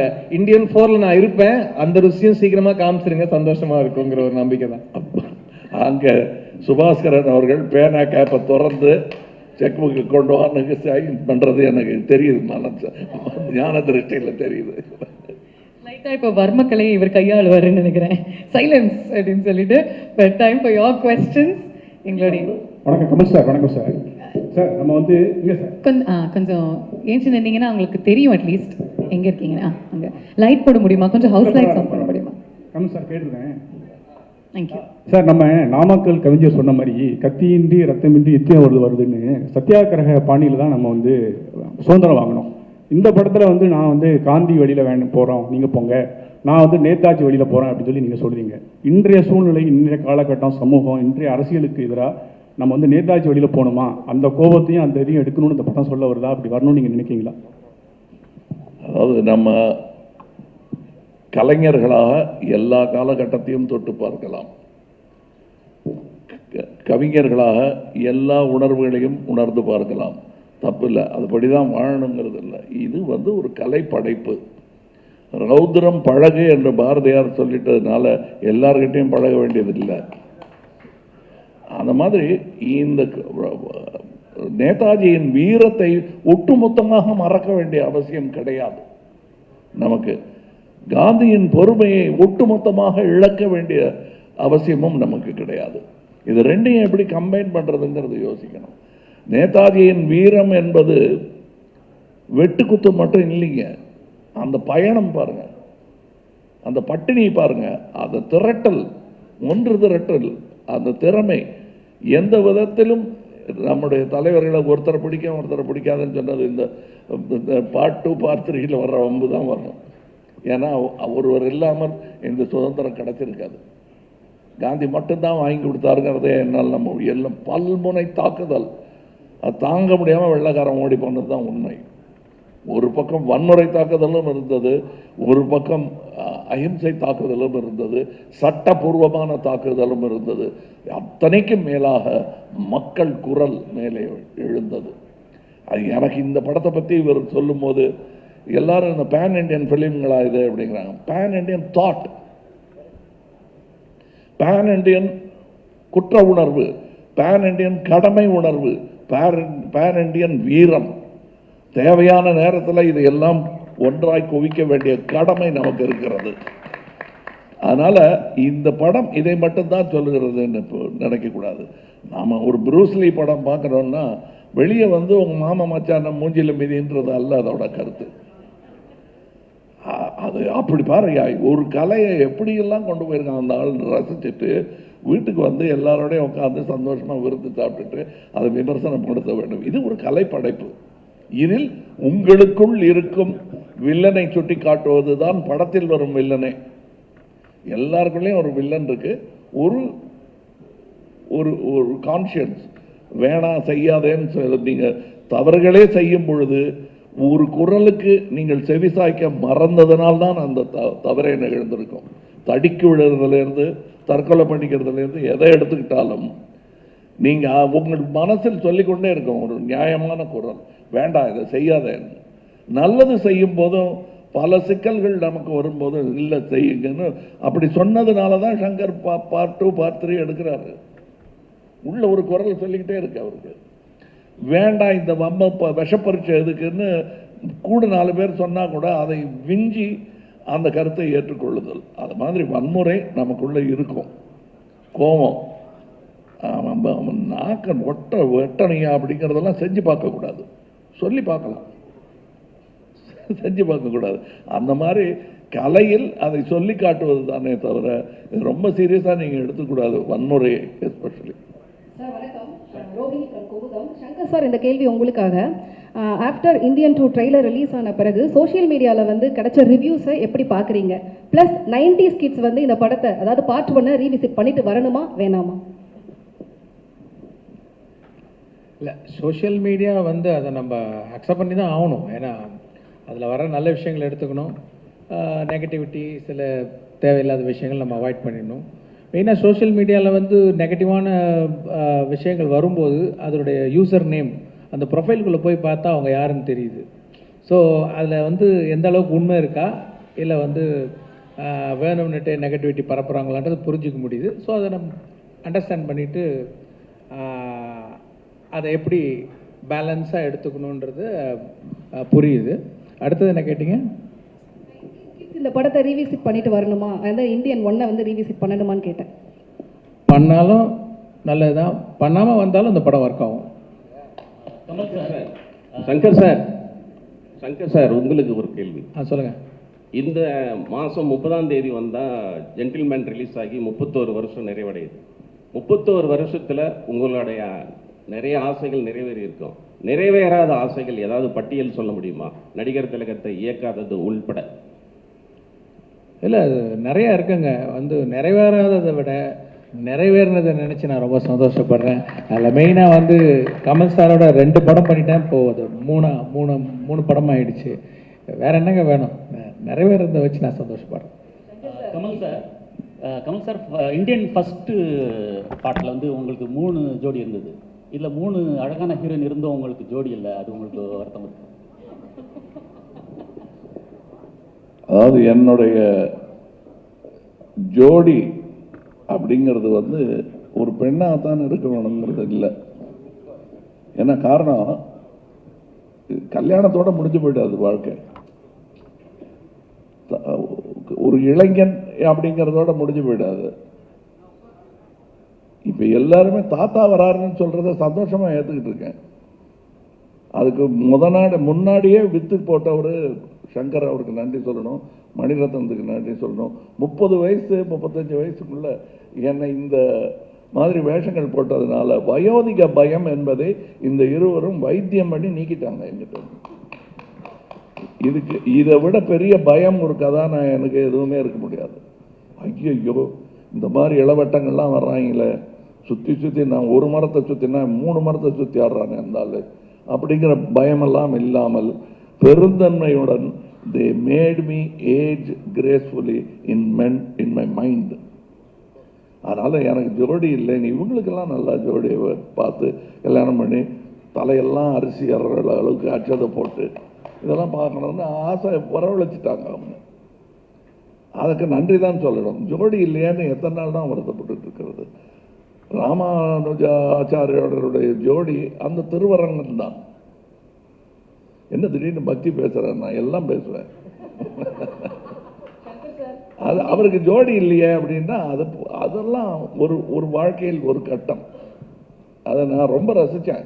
இதில் எனக்கு ரொம்ப பிடிச்சிருந்தது இந்த படத்தில். அதை போய் எத்தனை பாட்டு எத்தனை டான்ஸுலாம் கேட்டுட்டு இல்லாமா, எத்தனை குத்து எத்தனை சத்து நீங்கள் படத்தை எடுத்தீங்க அப்படின்னு கேட்டால் தான் சந்தோஷமாக இருக்கு. எங்க ஒரு செக்யூர் ஆக்டர்னு கேள்விப்பட்டிருக்கீங்கல்ல, இவ்வளவு செக்யூர் ஆக்டர் நான் உலகத்தில் பார்த்தது கிடையாது, பார்க்கவும் மாட்டேன். அவர் இருக்கிற ஒரே காரணத்துக்காக தான் நான் ஷூட் பண்ண எல்லா ஷாட்டும், நான் பேசின எல்லா வசனமும் படத்தில் இருக்கு. அவர் அவ்வளோ செக்யூரான ஒரு ஆக்டர்.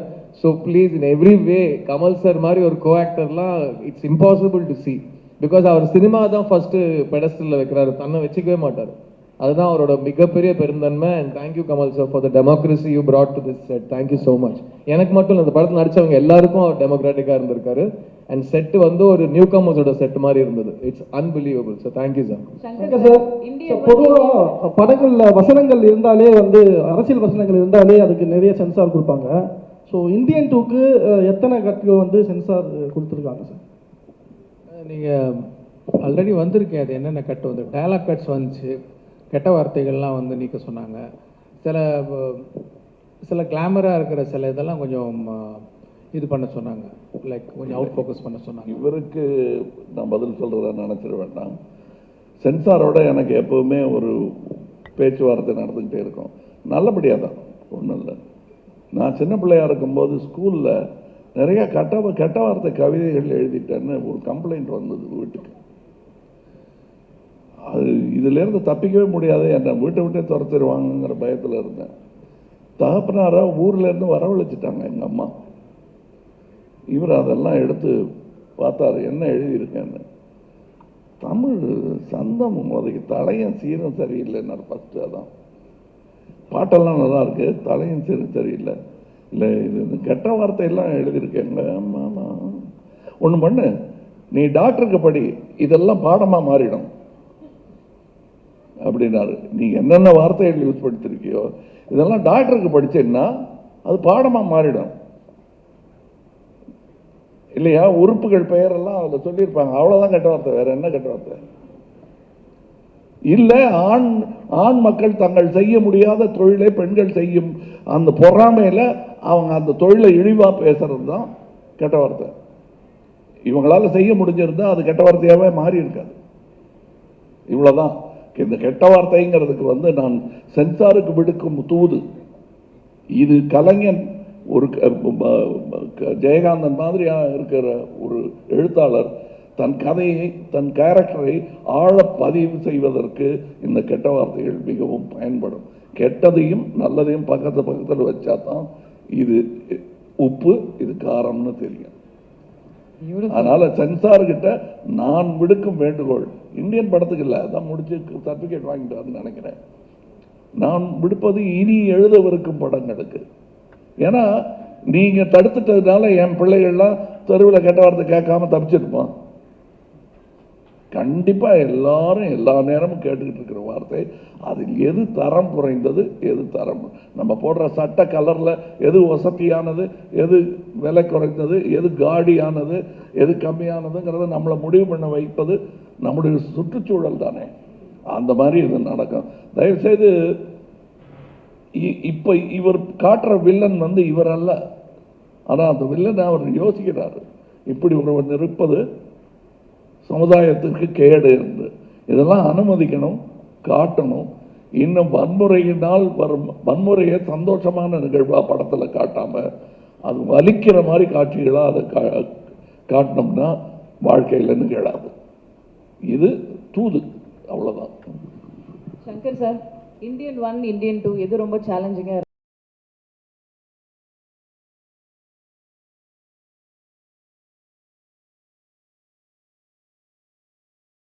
வந்து பார்ட் 1 வந்துடுச்சு.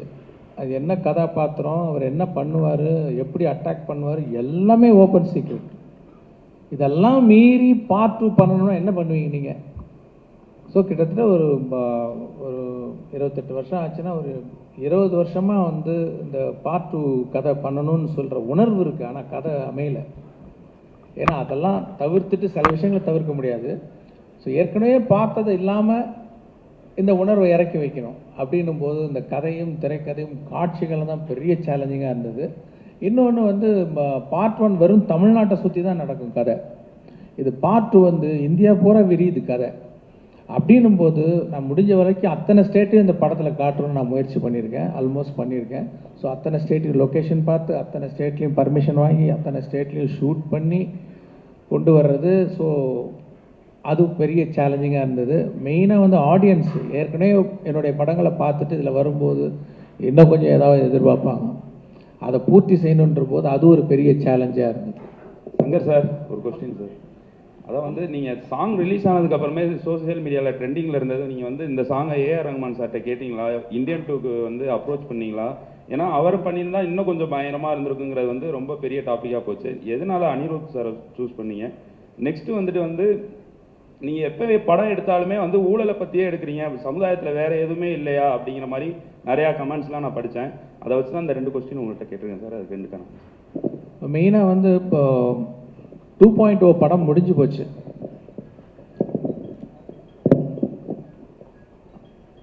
2.0 படம் முடிஞ்சு போச்சு.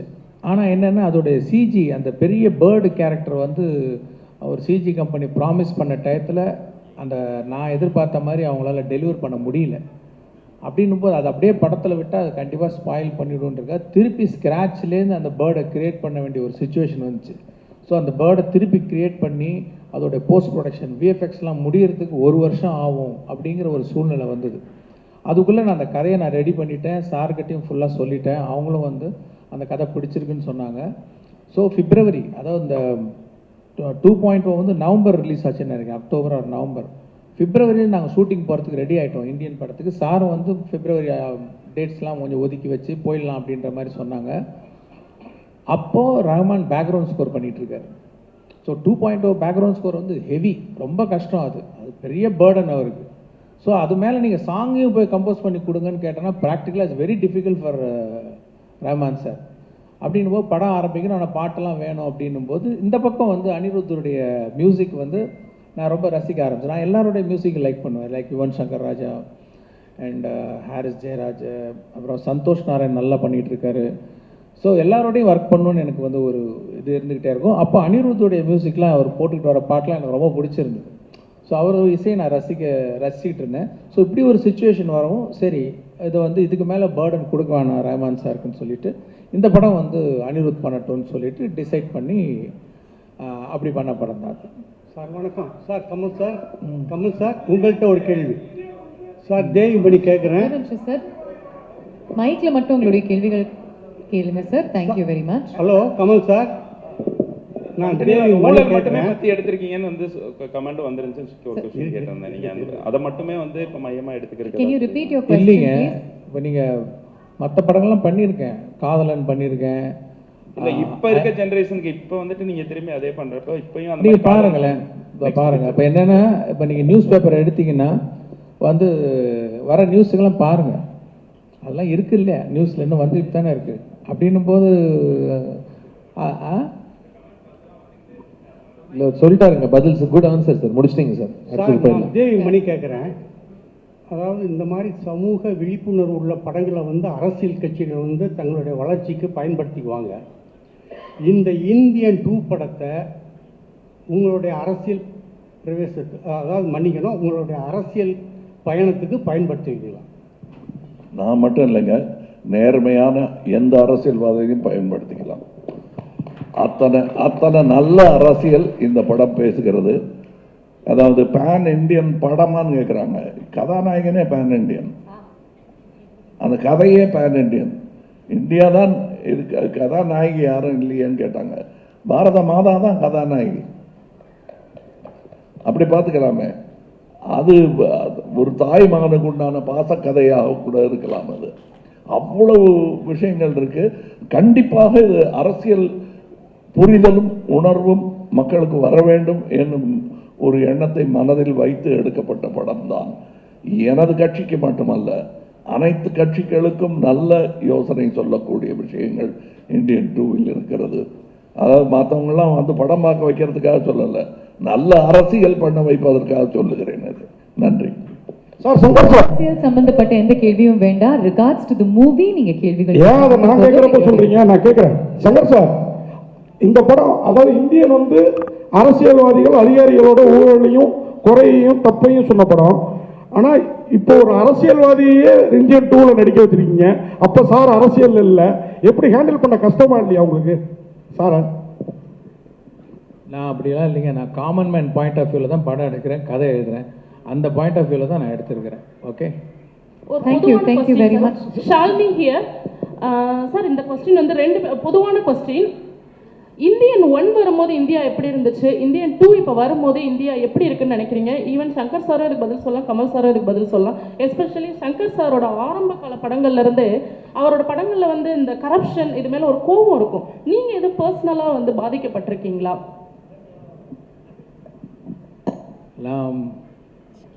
உங்கள் ஃபர்ஸ்ட் கொஸ்டின் என்ன? சாரி.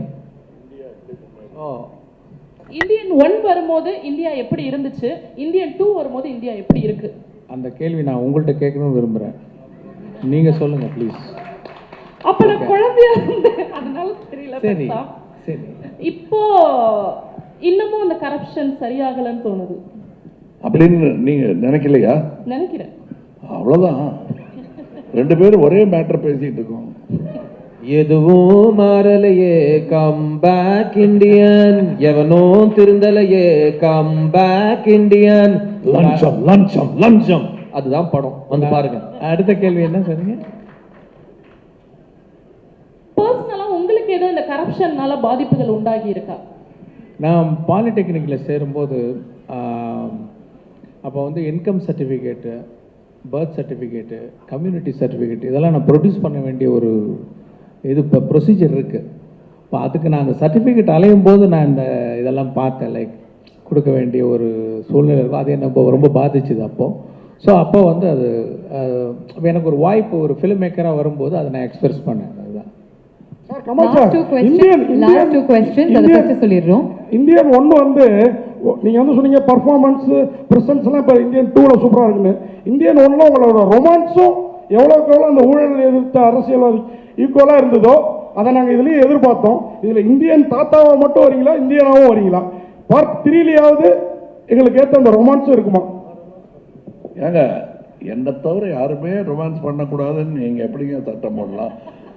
டைரக்டரே போடாத அந்த சட்டத்தை நீங்கள் போட முடியாது. உங்களுக்கு இப்போ பார்ட் 3 பற்றி பேசக்கூடாதுன்னு ஒரு இன்டரிம் இது வாங்கியிருக்காரு, கேக் ஆர்டர் வாங்கியிருக்காரு அவர். ஏன் சார் நீங்கள் அதுக்கு போயிட்டீங்கன்னா எல்லாரும் அந்த பக்கமே பார்த்துட்டு இருக்காங்க, அது பேசாதீங்க சார் அப்படின்றாரு அவர். அதனால் நான் அதை பற்றி பேசலை, அதை பற்றி பேசவும் வேணாம். உங்களுக்கு நீங்கள் பாருங்கள், உங்களுடைய குறைகள் எல்லாம் தீரும். உங்கள் கேள்விக்கான பதில் அதிலும் இருக்கிறது, இதிலும் இருக்கிறது. கடைசி கேள்வி இது. சார், இங்க Kaushik from DD next sir. இந்த படத்துக்கு 3 ரைட்டர்ஸ் மொத்தம் வந்து நீங்க சூஸ் பண்ணிருக்கீங்க. 3 ரைட்டர்ஸ் ஒர்க் பண்ணிருக்காங்க இந்த படத்துக்கு. அண்ட் சார் இங்க ஹாய் சார், 3 ரைட்டர்ஸ் இந்த படத்துக்காக வந்து ஒண்ணா வந்திருக்காங்க. அண்ட் இது எந்த அளவுக்கு வந்து ஸ்கிரிப்ட் வந்து அந்த 3 ரைட்டர்ஸ் இந்த படத்துக்கு ரெக்வயர் பண்ணுது, அண்ட் அவங்க 3 பேரையும் ஒரே பேஜ்ல வந்து நீங்க வச்சதுக்கான அந்த ப்ராசஸ் பத்தி சொல்லுங்க sir. Because it's very interesting process. 3 ரைட்டர்ஸ்ங்கிறது ஒரு விஷனுக்காக வரதுங்கிறது, அதை பத்தி சொல்லுங்க சார்.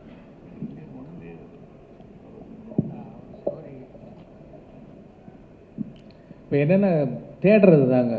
லைக் வந்து நான் ஒரு கதை ஒன்று எழுதுகிறேன், எனக்கு வந்து என்னோட எக்ஸ்பிரஷன் மட்டும் பத்தலை. ஏன்னா நான் படித்த புஸ்தகங்கள், நான் கேள்விப்பட்ட விஷயங்களை பேஸ் பண்ணி நான் ஒரு கதையும் ஒரு திரைக்கதை ஒன்று எழுதுறேன். அது ஒரு வசன வடிவாக வரும்போது அது இன்னும் ஒரு நல்ல ஒரு எழுத்தாளர், இன்னும் நிறைய படித்த வந்து வேற ஒரு விதமாக வந்து எல்லாத்தையும் பார்க்குற ஒரு எழுத்தாளர் கிட்ட போயிட்டு வரும்போது, இல்லாட்டி எல்லாமே என் குரலாக இருக்கும். ஒரு ரைட்டர்கிட்ட போயிட்டு வரும், ஒவ்வொரு கதாபாத்திரத்துக்கும் வேறு வேறு குரல் ரொம்ப ஒரு அழகாக வரும். அந்த ஒரு காரணத்துக்காக தான் நம்ம வந்து ஒரு ரைட்டர்கிட்ட கொடுக்குறோம். அவங்க அதை பண்ணி கொடுக்குறாங்க. அது நமக்கு வந்து லேஸில் திருப்தி வராதுதான் இன்னும் தேடிக்கிட்டே இருப்போம். இன்னும் தேடும்போது சரி இன்னும் ஒரு ரைட்டர்கிட்ட போகும்போது இன்னும் சில விஷயங்கள் கிடைக்கும் அப்படின்றதுக்காக ஃபஸ்ட் டைமாக நான் வந்து மல்டிபிள் ரைட்டர்ஸ் நான் ட்ரை பண்ணியிருக்கேன். தேடிட்ட good job. Like sir, last கேள்வி சார். மைக் வச்சிருக்காங்க சார். ஸோ சார் வணக்கம். இங்கே to your right. Yes sir, second row. Sir, 2 விஷயங்கள் வந்து இந்தியன் அப்படின்னு எடுத்துக்கிட்டாலே வந்து எப்போவுமே வந்து மக்களுடைய கவனத்தை கவரும். ஒன்று வந்து was prosthetics, the other was varmam. இது வரைக்கும் இந்த செகண்ட் பார்ட்டில் வர்மா பற்றி கொஞ்சம் டீட்டெயில்டாக there's going to be an episode அப்படின்னு சங்கர் சார் அவருடைய இன்டர்வியூஸில் வந்து முன்னாடி சொல்லியிருக்காரு. இதுக்காக நீங்கள் எடுத்துக்கிட்ட மெனக்கெடல் இந்த பார்ட்டில் உங்களுடைய வர்மத்துக்காக நீங்கள் பண்ண வேண்டிய ட்ரைனிங் அதை பற்றி if you can throw little light on it it will be very helpful. நிறைய கதையிலேயே இருக்கு, எங்கே வரும்னு கேட்காதீங்க, அது பேச முடியாது. பட் கதையிலேயே எங்கிருந்து இவன் கற்றான், எதனால் இதை கற்றான், யார் கற்றுக் கொடுத்தார்கள், இந்த விஷயங்கள்லாம் இருக்கு கதையில்.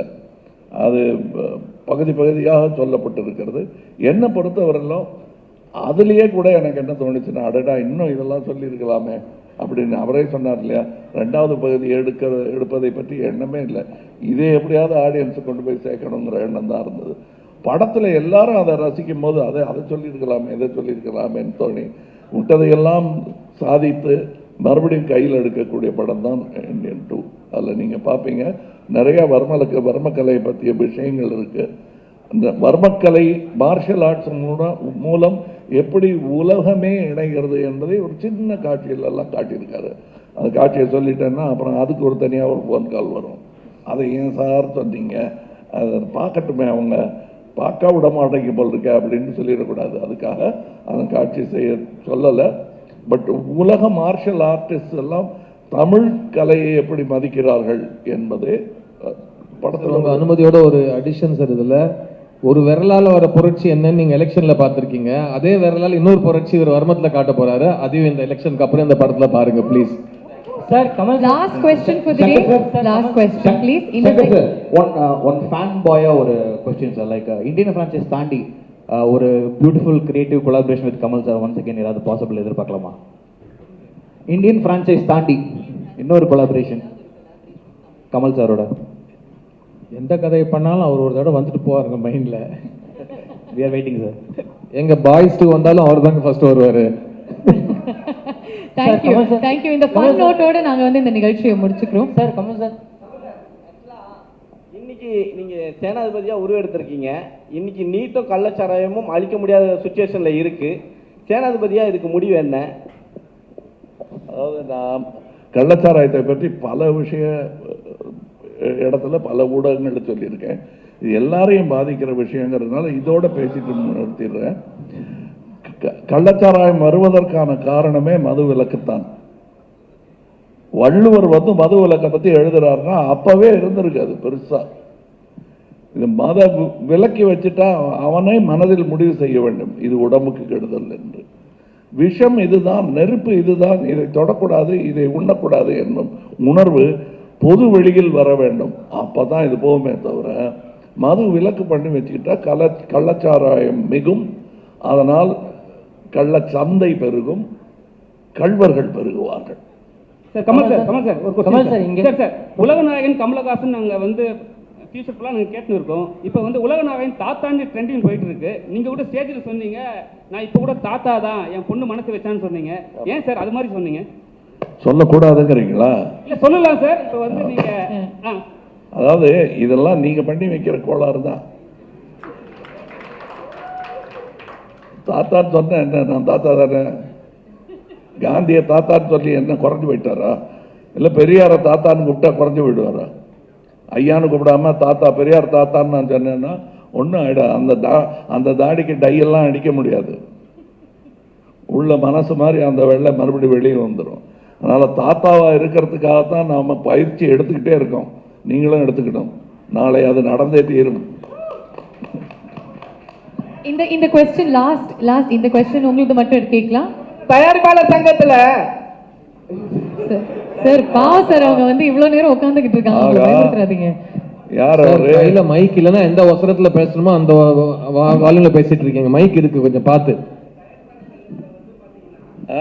நடிகருக்கு தடை விதிச்சிருக்காங்க. ஸோ அந்த லிஸ்ட்ல வந்து கமல் சாரும் இருக்காரு. இதை எப்படி பாக்குறீங்க? ஏறுங்க, 4 நடிகருக்கு நடிக்க கூடாதுன்னு ஒரு தடை வந்திருக்கு, தகவல் கொடுத்திருக்காங்க. ஆகா அவரா நீங்க அப்படின்னு நான் வடிவேலு டயலாக சொல்லிட்டு அத்தோட நிறுத்திக்கிறேன்.